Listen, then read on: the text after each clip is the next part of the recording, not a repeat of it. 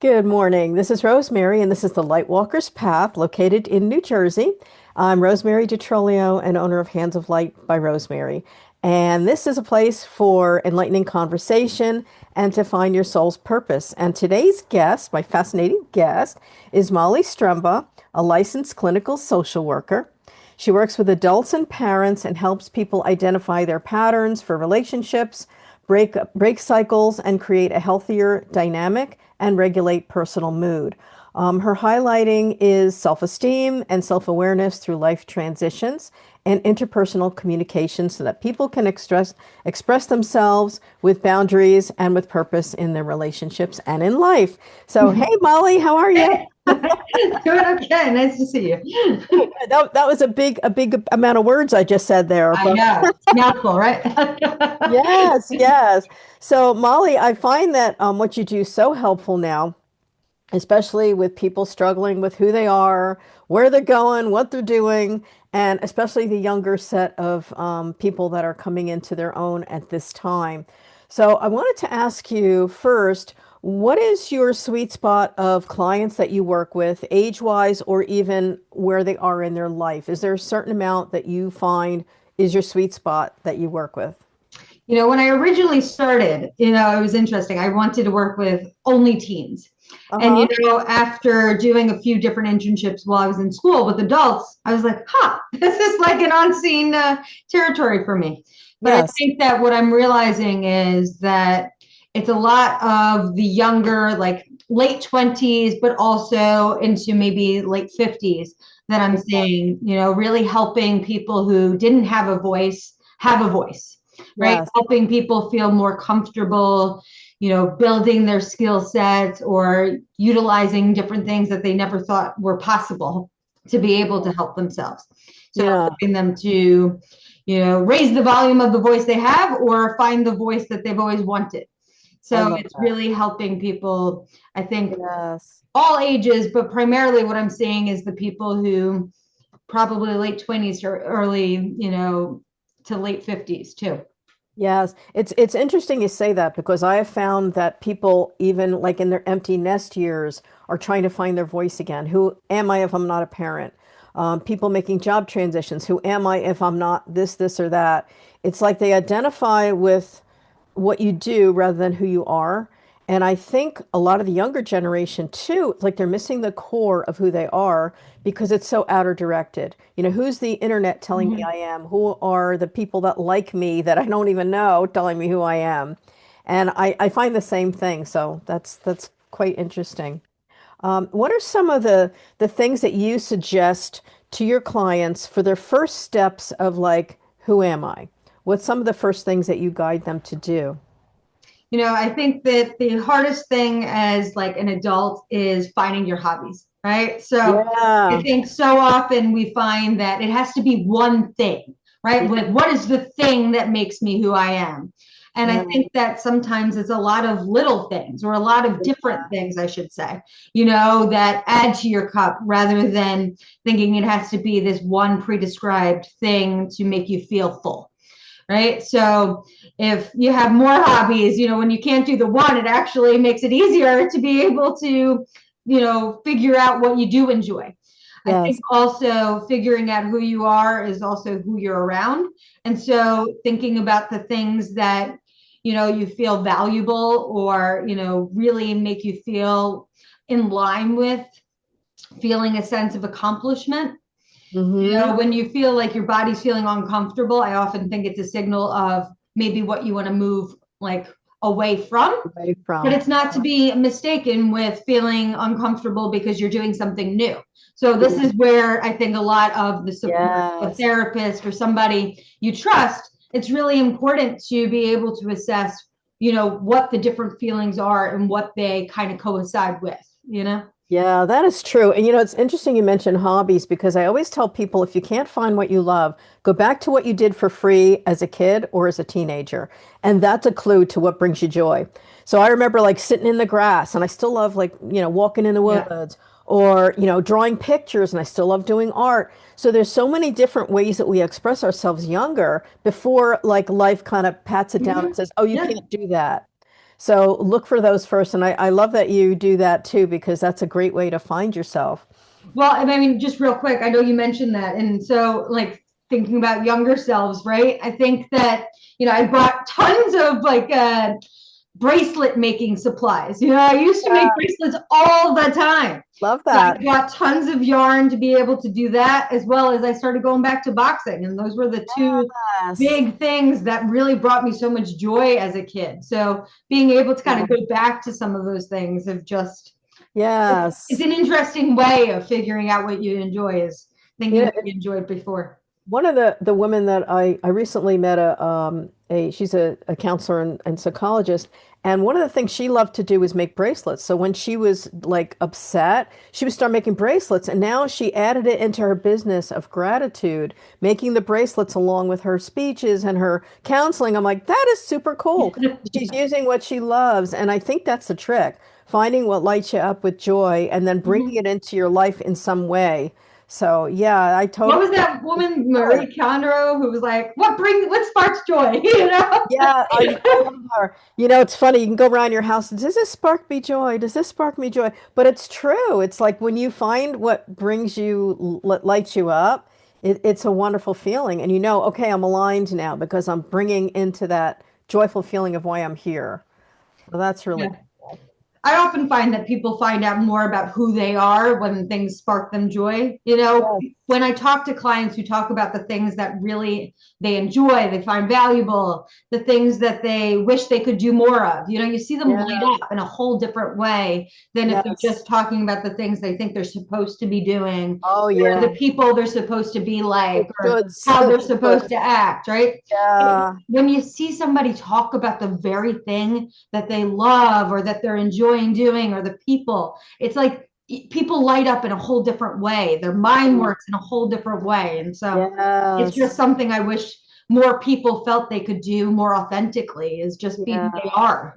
Yeah, I think of so many people that are stuck in what they don't love to do or a job Mhm. they hate. Like you spend so much of your life doing a job. It should be something that brings you happiness. And if you can't find a way to find happiness in that job, find another job because it's your life. Like, you're trading time for the currency of your life for something that you hate. Like that's not good.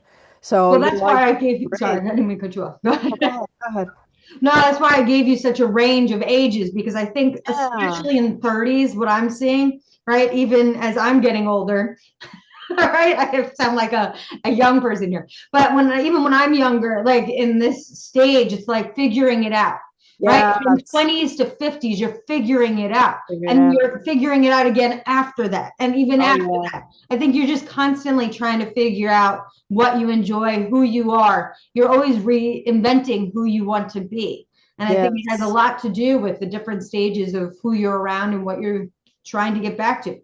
Absolutely. Yeah, that's what they say. If I knew what I knew now in my 30s, I'd be gosh darn dangerous because you learn so much through life experience and through I don't really call them problems.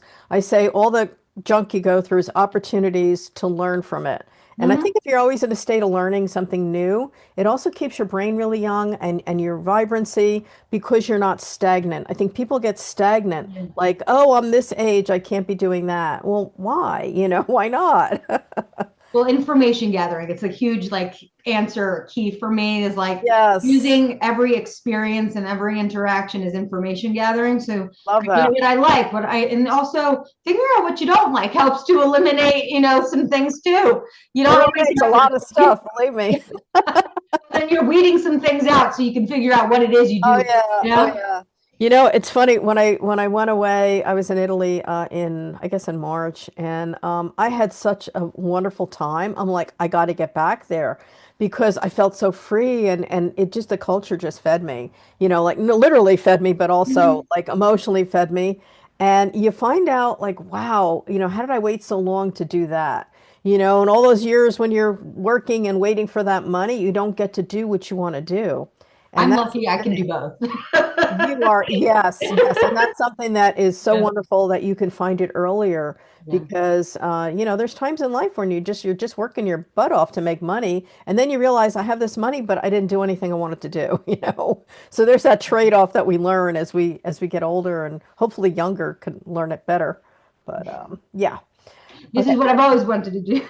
So, I Yes, think yeah. I was saying to somebody because they were like, oh, like, I wish I knew what I wanted to do right away. Oh, And I knew right like, away. in Yeah. some ways, I think I will say I admire when you don't know right away because Yeah. you're able to find so many more experiences and do so many Yeah. more things. When I'm Yeah. like pigeonholing myself into saying, I'm going to be a therapist, I'm going to go to school for this, I'm That's going to do that. beautiful. Then I'm Yes. like, well, now I didn't really enjoy or try to figure out other things. Going back to hobbies, having more than one is so much more valuable than having just the one. I was really lucky too, because I always knew I wanted to be a teacher, and I did that for 32 years, and I loved it, and I still love teaching Mm-hmm. adults, so it's part of who I am. But again, I've always had a lot of hobbies and interests as well, so I was really lucky that I was able to do that. The one thing I didn't do a lot of was traveling because I was always involved with doing something. So that's the part that I think I'm kind of stepping into now at this time in my life. Mm-hmm. But if I don't do it now, like if not now, when? I'm not going to make it if I don't do it now. So Well, maybe I'm you can doing do it. a retreat, teach people in other parts of Yeah, the world or, believe me, we've yeah, tried. That's in my yeah. mind too. Okay. It's in the works. Yeah, it's in the works. It's in the works. Okay, so you have bracelet making as one of your kid hobbies. What else did you love to do, and what do you still As love a to do? kid, Yeah. I think as a kid, I really enjoyed movement. I felt the best when I was using both my hands to do something as well as moving my body. As Okay. somebody who was very hyperactive, it was Okay. my way of getting like energy out, my way Love of that. transforming the energy I had, and also making it feel a little bit more socially appropriate. Yeah. A kid who's going every 2 seconds, people like to talk, people like to say things, but I think that when it's transformed into things like boxing, it's transformed into things like hiking and moving. Yeah.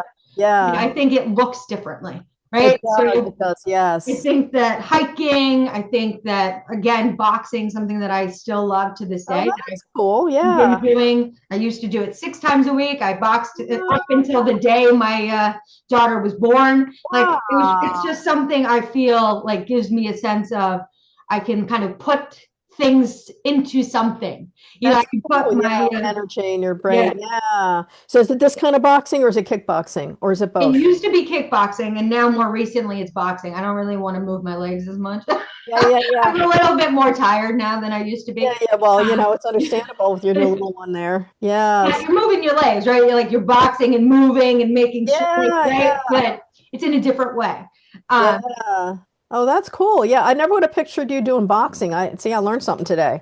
Very yeah, it's on my website too, a little oh, boxing I can video see of that. me. Yeah. Yeah. Yeah. I mean, punch that problem away. Love that. Okay. Uh, do you have certain people that guided you as mentor or that you looked up to when you were either a young adult or before you started your career or even now? Are there certain people you're like, wow, you taught me or you showed me something I didn't know about myself? Well, more recently, I worked at a hospital. I was like, what is the name of that place? I worked at a hospital for a number of years, and it was one of the hardest jobs of my life just because of the different systems in place. Yeah. You want to be able to make change, but you're very limited in some ways in how you're able to do Yes. that. Yes. And I had the best supervisor I have ever had. And I've been lucky and fortunate that any supervisor I've had, I've kind of learned something from. But Yeah. she has made it so the way I can feel like I can relax, I can, not feel so overwhelmed when I see certain things. I Yes. think she has just like taught me so much and has Yeah. made me feel so much more confident in who I am as a Yes. therapist. Yeah. I love that.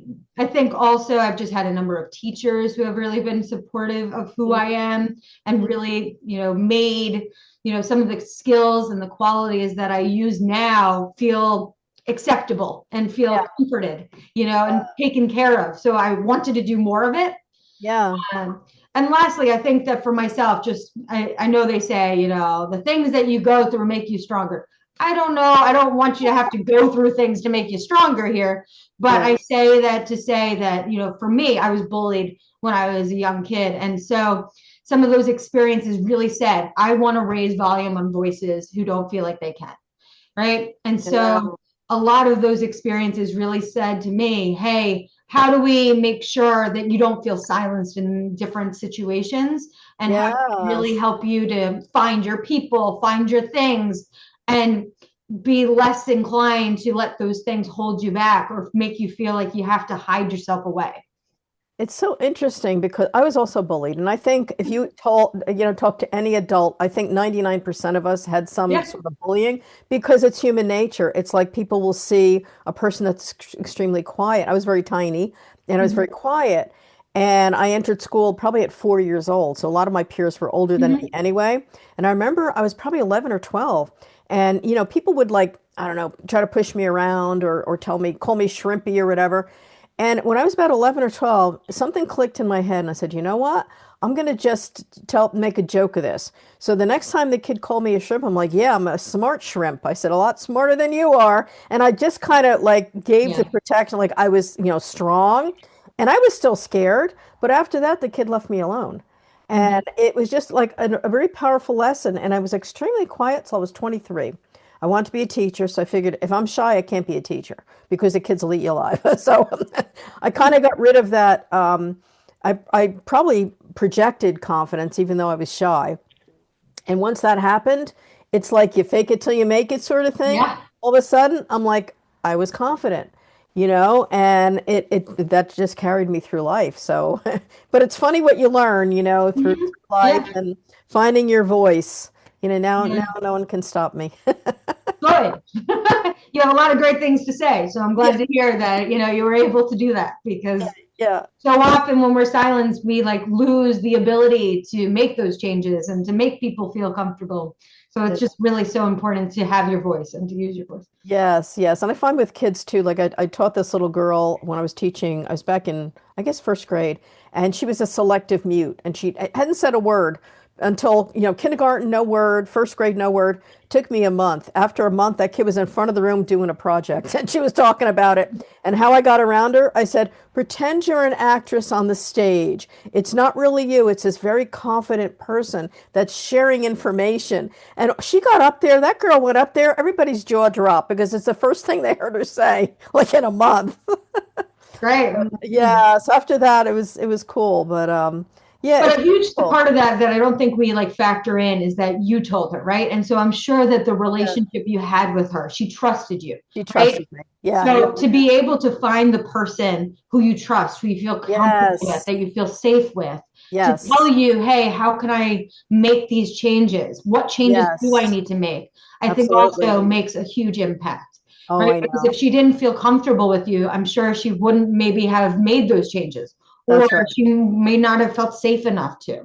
So I think Yes. that speaks volumes to the relationship you probably had with her. Yeah, yeah. And I saw her 2 years later and she was like a little chatterbox coming up to me talking. So it was so cute. But I love that. I love being able to do that. And I know you see it with your own clients that you've been able to help people be who they are. So do you have any client, well, you don't have to use the name, of course, but any situation with a client that kind of lights you up when you think about their movement, their forward movement after meeting you and after working with you?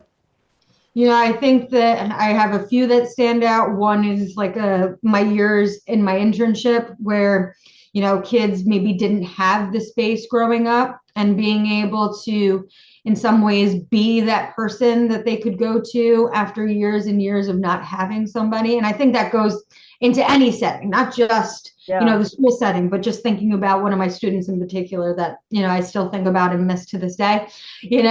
Heard from him Yeah. probably like 2 years ago, after I had left after like 10 plus years. So it's just noting and noticing the impacts you have in people's lives.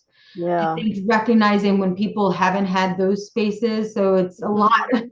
of just the same in different places with different people, Yes. is Yes. recognizing that not everyone's had that and you being able to be that, you know? Yes.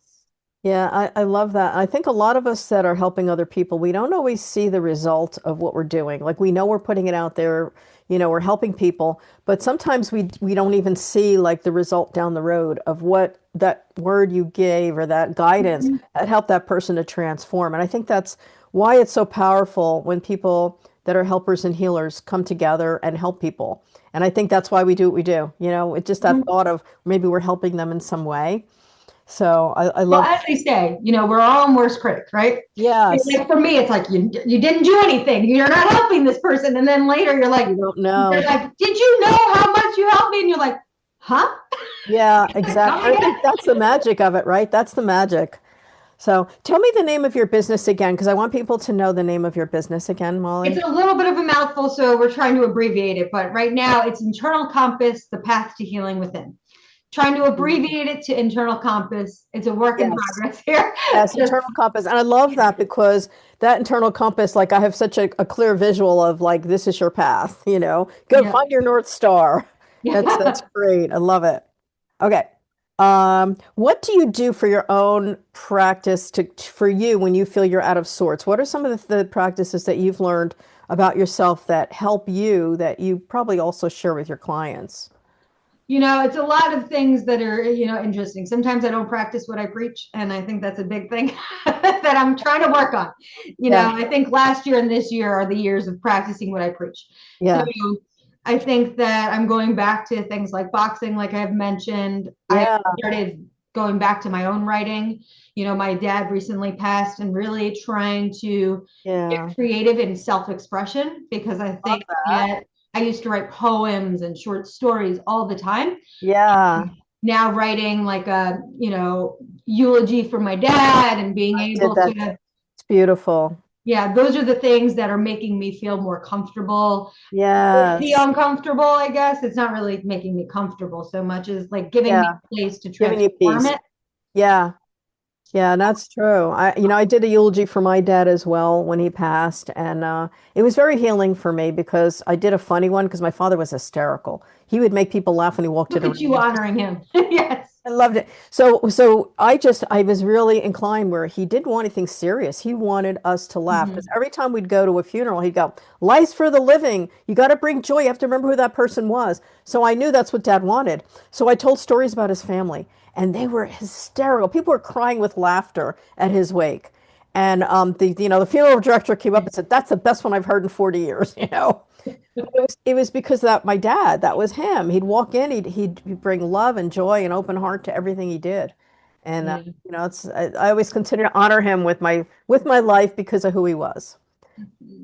Yeah, it's what we do, right? Well, I mean, I will say one more thing going back to your original question, though, is that my husband is the king of self care.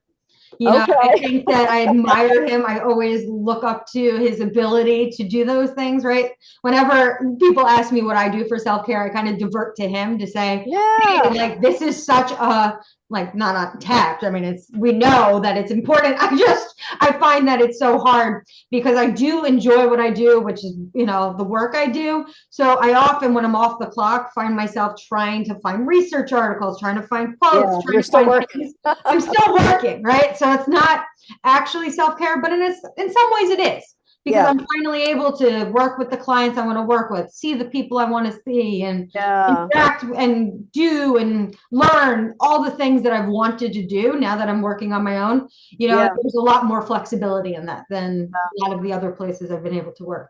Yeah, there's a lot to it when you have your own business, and I know that, but it's also your own time frame. And I love the flexibility myself Mm-hmm. to be able to have a client or not have a client, to go out and do an event or not do an event. I'm not locked in by Yeah. time constraints as I was when I was working full time and running my business too, you Mm-hmm. know. So there's a lot of flexibility with that. Okay. Um, what type of people do you resonate with as far as friendships and that? What do you have like a certain type that you just that lights you up more than others or So friendship wise, I typically find people that are very different than me hmm to be the most helpful to me. Yeah, yeah. I think the ones with so much energy like me, in some ways, we kind of almost take more energy from each other Yeah. um, unintentionally.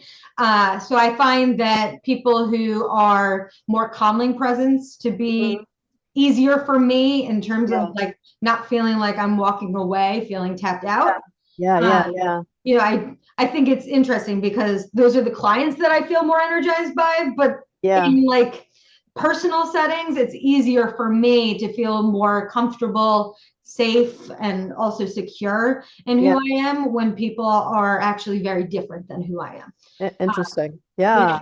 I don't like to work out typically with my friends. Like typically Yeah. that's where I kind of go to be just by myself. By yourself. So Yeah. it's really nice when I find people who are very different than me because I think that they give me something that Yeah. I'm unable to have or I am Yes. striving to look like or be like, Right. not in a unauthentic type of way, but sometimes I think Yeah. we feed from each other, and I think it's important to find who makes you feel like you can be them yourself and Yeah. they can be themselves. Yeah, I think that's important. I think part of being authentic to who you are is having other people allow you to be authentic to Yeah, who you are and not override you. Like for me, if there's a very strong, aggressive personality, I tend to shrink back and allow them the spotlight because I don't want to, I don't want to yeah. overstep I don't want to step on anybody's toes. And it's that kind of early training of people pleasing that sometimes gets in my way. So, yeah, very aggressive people, very strong people sometimes will throw me. But, my mom was really strong. So I know that that's like a childhood, like, Mhm. thing that, well, we all have something, right? But it also has showed me the kind of people I want to spend time with. My friends that I cherish because they are certain kind of people, they're kind-hearted people and open. Look at you doing the inner child work that I do. I'm telling you. And Look I at think you. we all have it. Like my inner child is she's got like pigtails and she's always in a tree. She's like nature, no shoes on. I So don't have cute. an I feel inner like child. have a great visual. As a visual learner, I'm like visualizing. I'm like, oh, she looks Oh so yes, yes. I have pictures, but yeah, I was cute. always smiling. And so a funny story for you, Molly. My mother took me to the doctor. I was probably about, I don't know, 7 or 8 months old, and I was constantly smiling. I never cried when I was hungry, and I was always observing. And so my mother took me to the doctor and she goes, something's wrong with my kid. Like she doesn't cry. And then the doctor says, well, maybe she's slow, I don't know. But it was like, it was my whole life. I was very quiet. I was always observing and I was always smiling and I didn't cry. Like still, like, I'm very, very calm. But it was so funny. Mom thought there was something wrong with me. It's like, this kid doesn't cry. She's hungry. She never cries. She's like, take up space, I make know. yourself known, To make be, your needs known. just, yes. I didn't want to cause a problem? I got you. Oh my God. Okay. Let's see. All right. So when someone wants to sign up to work with you, how would they do it and what would it look like? Would it look like working with you over time? Do you have a certain workshop or session thing that you do? Like explain what you do when a person comes to you. What would be the process? Well, in a perfect world, I would have had a perfect background where I would say, here's my website, here's my email, but I will put that in the comment section. So is understanding right now, we have plenty of ways to get in touch with me. I know some people prefer texting, some people prefer phone call, and some people just prefer my website. So Okay. I think that depending on what your comfort level is, you can reach out to me in any of those methods, and I am able to get in touch with you. They all go to my phone, they all go to me. So don't feel like you have to use a specific way. I wanted to work what's best for you. That's the luxury of, the Mhm. work I do is that I'm catering it towards the individual rather than this Yeah, person. that's good. So internal compass, M as in Molly, K as in my middle name, Catherine, or Kite, I guess, and S as in Stremba, my last name. .com, but I also am available in all other forums, which will be listed on my website as well. But once you reach out, what we typically do is we set up like a 15-20 minute. I'm not a stickler with time. I want to get to know what you need, who you want to be working with, what it's, to be able to, figure out for you what would work best with your schedule, everything. So we spend some time just really kind of figuring out what the needs are at this time and Okay. figuring out who you would work best with and Perfect. then setting up appointments accordingly. Yeah. Okay. So then you do appointment time. Is it virtual at this point? At this point in time, it's virtual. I think the need just Yeah. originally is not there, but I'm Yeah, more than yeah, happy yeah. to figure out what in person would look like if the need grew. Yeah, no, I think Um, that's good. A lot of yeah. people work virtually, and I think it's very convenient because it opens the door to a lot of people that may not be able to drive to you or find you another way. So I think that's a good way to go. But to Uh, answer your other questions, I think it really, it depends on and I know this is always a cop out answer. I hate when people say depends because I'm like, hey, what? Give me a fixed information. But it is yeah, depends is going to be my cop out. I think yeah, yeah, everybody's needs are different. Some people want to be in therapy and explore for the rest of their lives. yeah, Other people want it to be short term. So yeah, a lot of when things are short term, it's like solution based. So you coming with a yeah, specific problem. yeah, Here yeah, are yeah, the yeah, steps to yeah. do that, but I think it's going to depend on what you want and what you need. Yep, And also, I think that for yourself, it's also going to come down to, what you guys decide together or what we decide together right, right. and That's being good. able And to there do has to that. be a match, and I think that's good that you have a preliminary with them because you both have to see if the situation is right for two people. And I know Mm-hmm. once they meet you, of course, they'll say yes, but it's a wonderful thing to do to give that option. Okay, Yeah, so I mean, yep. sorry, I didn't mean to cut you No, off. no, go ahead, finish. No, we're licensed in New York, New Jersey, Florida, but with coaching, you're able to do things Yes, national. But as far as the therapy is concerned, those are the three states we're able to see clients in. I gotcha. I But got in therapy, again, but as coaching is. coaching is different. Do you see Mhm. that on your website as well? Yes, Oh, we do. that's good. That's real good. Okay. All right. So we're coming up on the end of the show. Any last words, Molly, that you want to share before Yeah. we head off? I think the main thing is that I've really focused on strengthening people's inner resilience. It's not recreating something, it's not pulling things out of thin air, but it's helping people trust themselves, tolerate any discomfort with more steadiness, and connect to their own internal compass. So, really helping people to figure out what it is they need and finding it within rather than feeling like you got to reinvent the wheel. So, Yeah, that's a great way to explain it. Well, thank you, and I really appreciated time today. And this has been the Lightwalker's Path. You could learn more about Molly on her website, and I'll have that in the description. And me, workshop sessions and books at rosemaryd.com. So thank you for your time today. thank you. Thank you. Nice seeing you.